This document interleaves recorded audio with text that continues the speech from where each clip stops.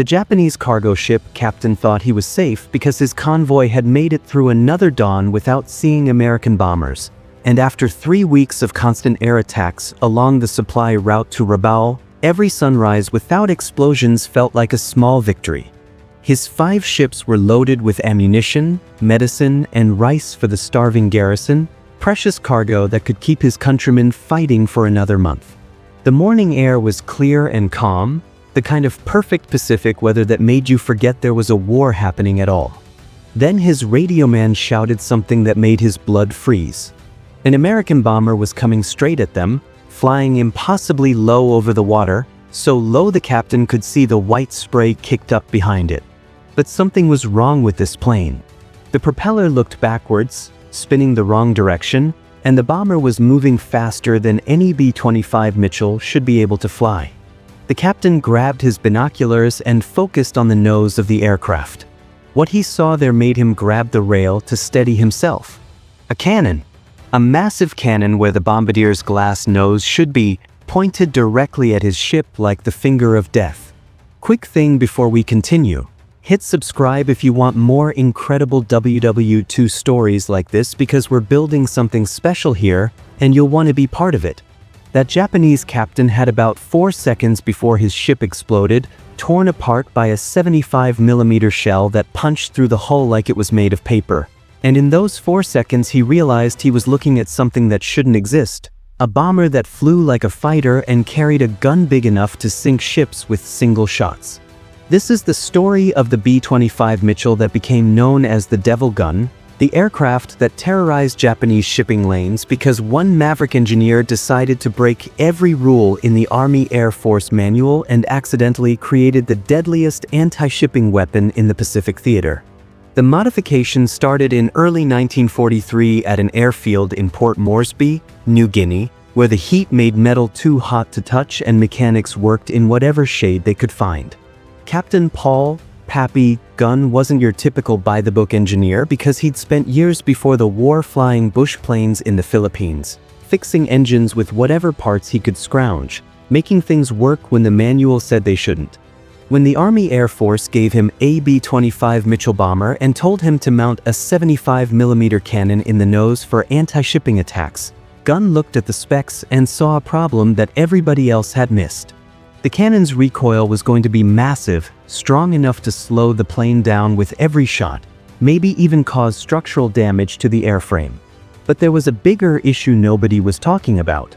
The muzzle blast from that cannon would interact with the propeller wash in a way that could tear the props apart or, at minimum, reduce the aircraft's speed by creating turbulent air that would fight against the engine's power. Gunn spent 3 days staring at that B-25, drinking coffee that tasted like motor oil, sketching designs on paper that he'd crumple up and throw away when they didn't work. His crew thought he'd lost his mind when he told them what he wanted to do. He was going to reverse the propeller pitch, change the angle of the blades so they'd spin in a counter-rotating configuration that was opposite to the standard clockwise rotation that every B-25 used. His chief mechanic, a sergeant from Texas named Bobby Ray Henderson, looked at the drawings and said it violated about 17 different engineering principles and would probably void the aircraft's warranty, if bombers in a war zone actually had warranties. Gunn told him to do it anyway because sometimes you had to break the rules to find out if the rules made any sense in the first place. They worked through the night, pulling the props off and remounting them with the blade angles reversed, recalibrating the engine timing to account for the new rotation pattern, basically rebuilding the front end of the bomber from scratch.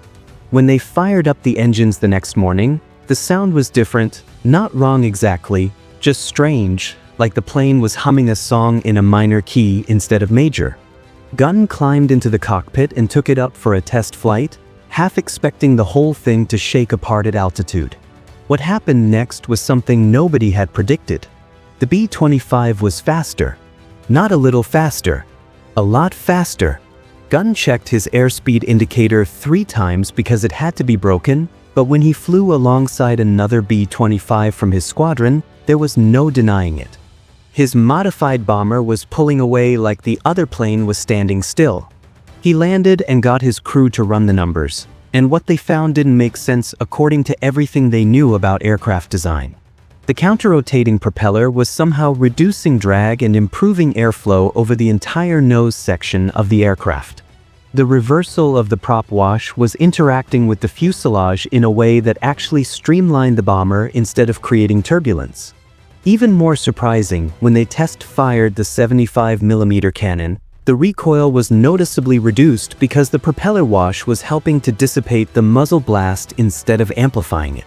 It was an accident, a complete fluke that happened because Gunn was trying to solve one problem and accidentally solved 3 others at the same time. The modified B-25 could fly 35 miles per hour faster than a standard Mitchell, climb better, turn tighter, and fire its massive cannon without the crippling recoil issues that had plagued earlier test models.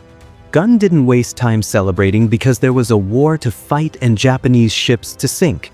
On March 22, 1943, he took his modified B-25 on its first combat mission, hunting for targets along the coast of New Britain. He found a convoy of 4 cargo ships with 2 destroyer escorts, the kind of target that would normally require a full squadron of bombers to attack. Gunn went in alone, dropping from 3,000 feet to wave-top level, the kind of low-altitude approach that made his co-pilot pray out loud. The counter-rotating propeller gave the B-25 an optical illusion at certain angles, making it look like the plane was flying backwards or sideways, something about the blade rotation confusing the eye when you were looking at it head-on. The Japanese destroyer crews saw this strange bomber coming at them, and their anti-aircraft guns couldn't track it properly because their gunners kept compensating for speed that wasn't there, leading their shots too much because they assumed it was flying at normal B-25 velocity. Gunn opened fire at 800 yards, and the 75mm cannon roared like thunder, the first shell hitting a cargo ship below the waterline, punching a hole big enough to drive a truck through. He flew straight through the convoy's formation, firing as fast as his loader could chamber rounds, and in one single pass he put shells into all 4 cargo ships. 2 of them were already listing badly when he banked around for a second attack run. The destroyer escorts tried to intercept him, their gun crews firing everything they had, but the modified B-25 was too fast and too maneuverable for a medium bomber. Gunn dodged their flak, came back around, and finished off the other 2 cargo ships with precision shots that any naval gunner would have been proud of. 4 ships sank in less than 10 minutes. He flew home with his aircraft barely scratched, and when he landed, his crew counted exactly 9 shells expended. Word spread through the Pacific Theater like wildfire because pilots talked and mechanics gossip worse than old ladies at a church social. A single B-25 had just done what usually required an entire squadron, and it had done it faster and with less risk. But the really interesting reports were coming from Japanese sources. Allied intelligence officers intercepted radio transmissions from the convoy's survivors, and the Japanese sailors were reporting attacks by an aircraft that defied physics. They said the American bomber flew backwards, that it moved at speeds impossible for its type, that it fired a gun that sounded like the roar of demons. Within 48 hours, Japanese Naval Command was circulating warnings about a new American weapon they called the Devil Gun plane, an aircraft that could sink ships with single shots while flying faster than their Zero fighters could intercept. Over the next 3 days, Gunn went on a rampage that would become legendary in Pacific air combat history.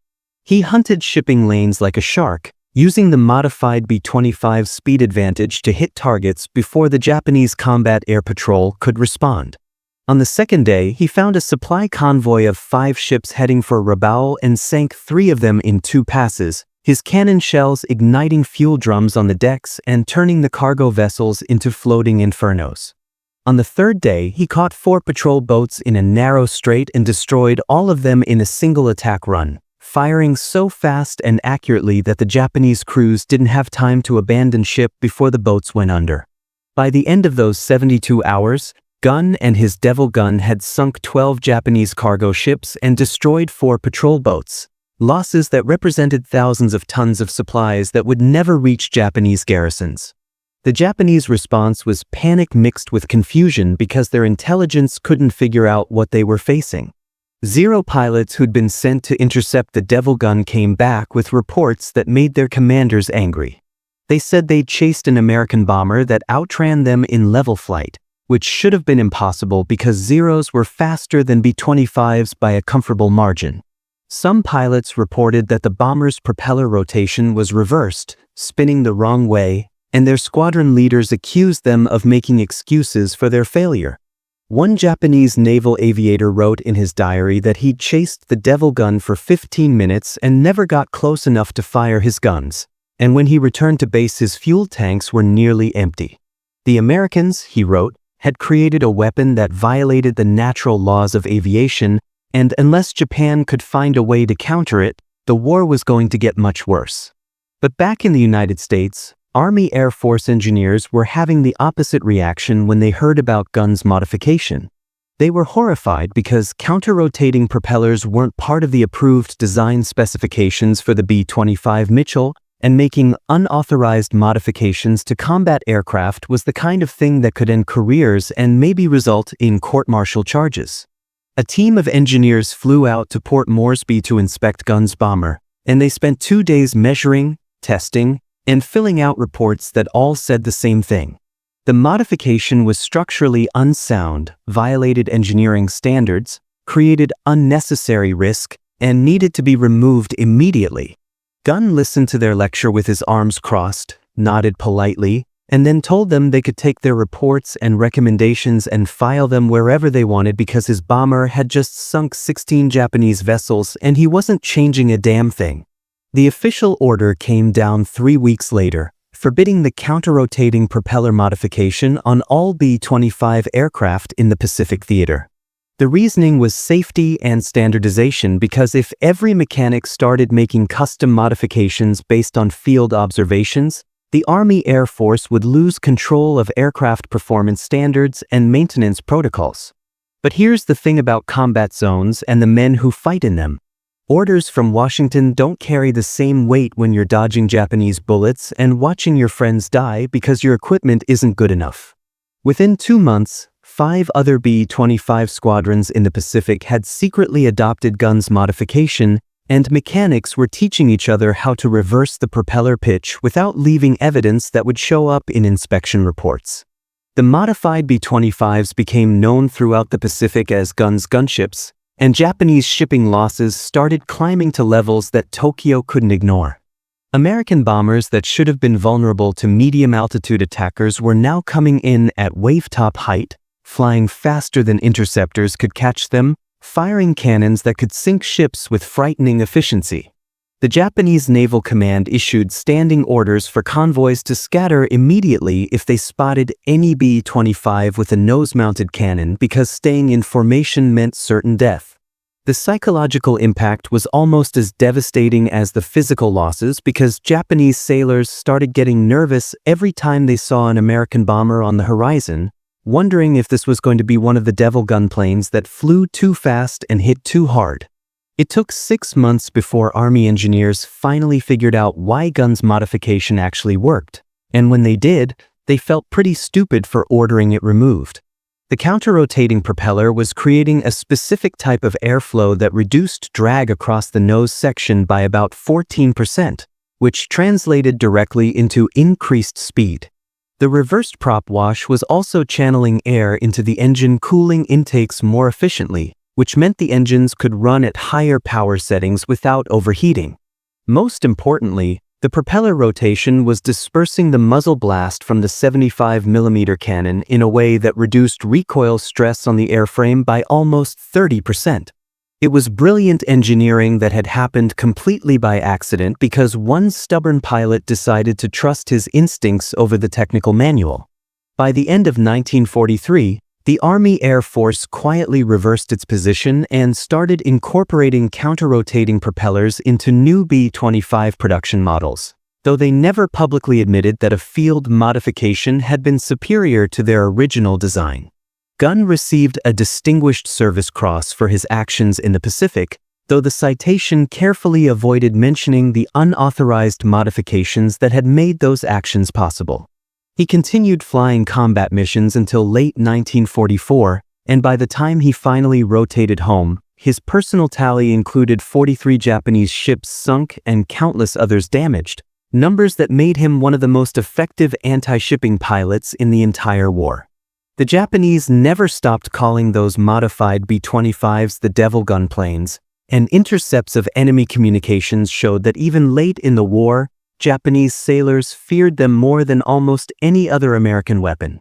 There was something psychologically devastating about being attacked by an aircraft that seemed to violate the laws of physics, that flew faster than it should and fired a gun that could split your ship in half. Some Japanese survivors reported that the counter-rotating propellers created a sound that was different from normal bombers, a deeper, more ominous hum that you could hear coming from miles away. Whether that was true or just fear playing tricks on traumatized minds, it didn't matter because the legend had taken on a life of its own.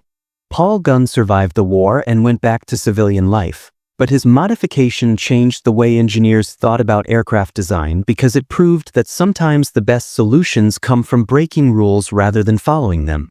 The counter-rotating propeller configuration became standard on certain high-performance aircraft after the war, and decades later, aviation engineers would cite Gunn's field modification as an example of practical innovation that was ahead of its time. By the final count, B-25s using Gunn's modification were responsible for sinking over 200 Japanese vessels in the Pacific, and not a single one of those modified bombers was ever shot down by a Zero fighter because their speed advantage was just too great. Thanks for watching this story about the engineer who accidentally created one of the most feared weapons in the Pacific theater.